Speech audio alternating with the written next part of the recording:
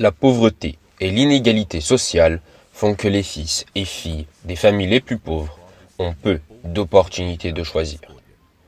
Et Aretusa dos Santos est né dans un foyer exactement comme ça, pauvre et sans espérance, en sentant la triste expérience de devoir demander de la nourriture pour survivre. Nous n'avions pas de quoi manger. Il manquait de tout à la maison, même de l'eau. Parfois, on nous coupait l'eau et on devait aller demander chez le voisin. On mendiait, on frappait aux portes pour demander de la nourriture. Un jour, l'une de mes sœurs a frappé à une maison. La propriétaire lui a dit « Passe tous les vendredis, je te garderai de la nourriture. » Alors tous les vendredis, ma sœur et moi, nous allions frapper chez cette dame. Elle nous aidait. Elle préparait pour nous une gamelle avec de la nourriture préparée et elle prenait soin également de mettre dans un sachet quelques aliments crus qu'elle nous donnait à emporter avec nous. C'est très mauvais d'avoir mal au ventre à cause de la faim. Alors je pensais, je dois trouver de l'argent pour pouvoir acheter de quoi manger. Et je pensais, si j'arrive là-bas le vendredi et la dame ne me donne pas à manger, parce qu'il y a eu des jours où elle disait « je n'ai rien ».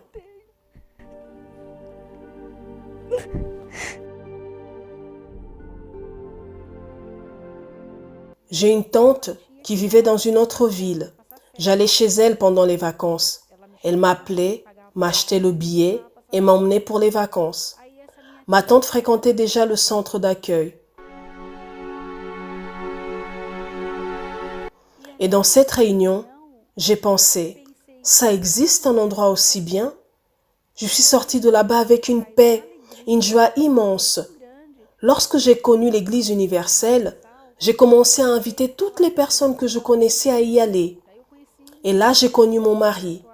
J'ai fait sa connaissance et on a emménagé ensemble en louant une maison. Ensuite, il y a eu un projet lancé par le gouvernement dont nous avions participé et ça a marché.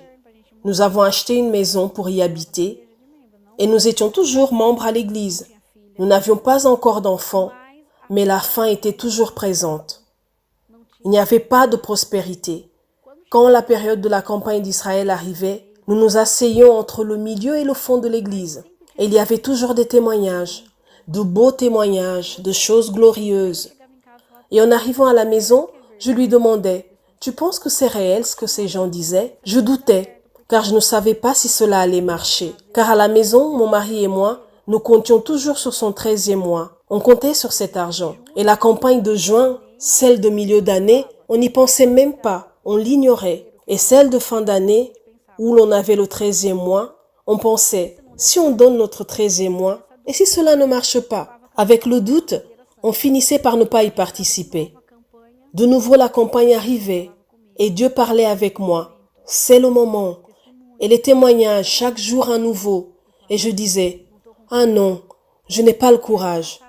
Et encore une campagne d'Israël qui me passait sous le nez. Ensuite, je suis tombée enceinte. Ma fille est née, et à partir de là, les signes de la révolte ont commencé à se manifester en moi. Pourquoi? Parce que quand nous n'étions que tous les deux, on se disputait et on s'arrangeait. Mais l'enfant est né, et ma mère, avec sa situation qui ne pouvait pas nous aider, attristée de nous voir ainsi, elle m'aidait avec des aliments, un panier de nourriture. Quand la campagne arrivait, je tremblais même au-dedans de moi. J'avais envie de me lever et obéir à la voix. Cette voix que je ne voyais même pas que c'était le pasteur, mais le propre Dieu m'appelant directement et aussi au travers des témoignages que les personnes donnaient. 2 opportunités. Dieu qui me disait « Viens, car je veux changer ta vie » et le témoignage confirmant « Ça a marché avec moi, ça a marché avec les autres personnes ». Et j'ai commencé à être révoltée. Je commençais à être révoltée de honte, d'être humiliée. Et je me suis dit « C'est maintenant ». Je me suis révoltée ce jour-là avec une grande rage contre la situation. Rage d'être restée tout ce temps à l'église sans résultat, rage de ne pas avoir écouté. Et je me suis levée, j'ai pris l'enveloppe. Je suis arrivée à la maison, j'ai parlé avec mon mari. Je lui ai dit, nous n'avons plus rien à perdre. Et lorsque j'ai pris l'enveloppe, j'ai eu du courage Je l'ai gardé. Le salaire de fin d'année est tombé et nous avons tout mis dedans. Et nous avons attendu le jour J pour le déposer sur l'autel comme c'était prévu. Nous sommes montés et en descendant main dans la main, nous pleurions tellement qu'on avait l'impression que nous étions que tous les deux dans l'église, avec l'autel et l'enveloppe. À ce moment précis, Dieu m'a dit, ça va marcher. Maintenant, tu as pris la bonne attitude. Tu as confié. Alors patiente. Comme tu as confié, ça va marcher.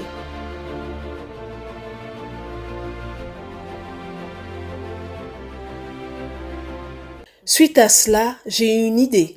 À travers de ce jour-là, de cette enveloppe, même cela, Dieu nous l'avait montré. J'ai eu une idée. Ce courage de vendre ma maison, mon toit, je l'ai mis en vente. Je l'ai vendu. Moins de 30 jours, un agent immobilier m'a contacté. Arethusa, on a un acheteur. J'ai vendu votre maison. On a fait les démarches auprès de la banque et au final, il ne nous restait pratiquement rien. Avec cela, on ne pouvait même pas prévoir 1 an de loyer pour une location. Je suis allée dans un endroit que normalement n'était pas censé correspondre à mon niveau social de vie. J'y suis allée le jour du lancement. J'ai vu l'agent immobilier et il m'a dit « Ici, ce n'est pas pour vous. Vous n'avez pas de conditions. » Et il m'a dit tout simplement « Ce n'est pas pour vous. Si vous voulez, je peux vous trouver quelque chose de bien pour vous, mais ça ne sera pas ici. » Seulement le courage de la révolte que j'ai eu à l'église de prendre l'enveloppe continuait au-dedans de moi. J'y suis retournée seule, sans agent immobilier. Je suis allée dans leurs locaux, j'ai parlé au gardien et il m'a dit « On m'a laissé le numéro de téléphone du propriétaire. Appelez-le, car il a mis en vente. » En arrivant à la maison, j'ai contacté le propriétaire du terrain et je lui ai parlé et il m'a dit « Venez visiter. » Alors j'ai pensé, il faut que je lui dise la vérité. Je lui ai dit, mais je n'ai pas l'argent pour le moment. Il m'a dit, l'argent, non, ce n'est pas un problème. Construisez. Je ne peux pas vous aider à la construction. Construisez. Et dès que vous aurez fini, vous avez mon numéro. Vous me contactez pour me payer. Allons conclure notre accord chez le notaire. On va enregistrer et signer tous les papiers.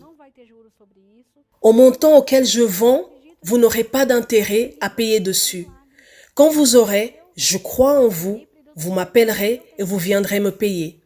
C'était un miracle. Il l'a fait. Il nous a vendu le terrain. Nous avons construit. Nous avons mis la maison en vente.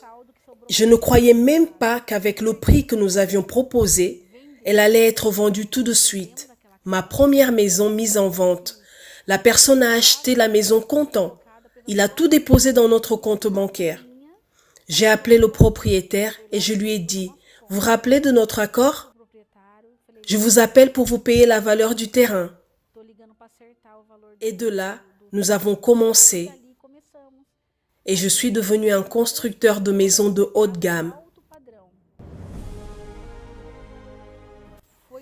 C'est Dieu. Ça a été le propre Dieu.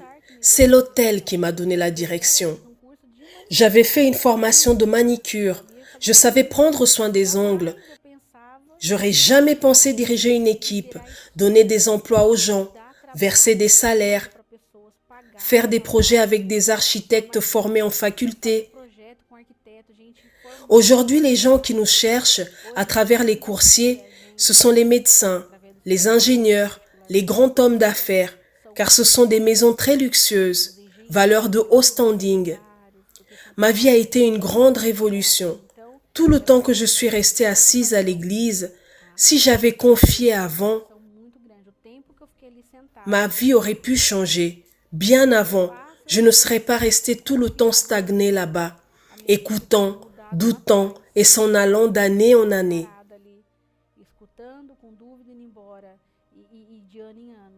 Aujourd'hui, je vis bien.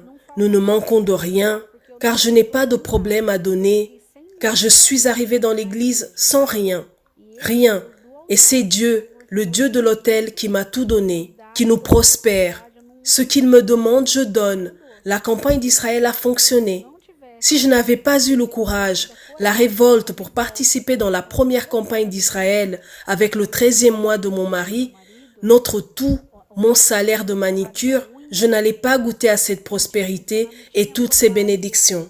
Aujourd'hui, j'ai compris que si vous ne sacrifiez pas, si vous ne donnez pas votre tout et n'avez pas de courage de croire en Dieu, votre vie reste limitée. J'étais limitée. Mon plus grand trésor est le Saint-Esprit. Sans lui, je ne serais pas ici en train de vous raconter cette histoire. Je n'aurais pas eu la force, le courage. C'est lui qui me guide et me donne la vision, qui me donne la paix, la joie. Il peut avoir des problèmes, des situations, des luttes se présentent, mais Dieu me rassure toujours. Je suis avec toi, le propre Dieu, le Saint-Esprit en moi.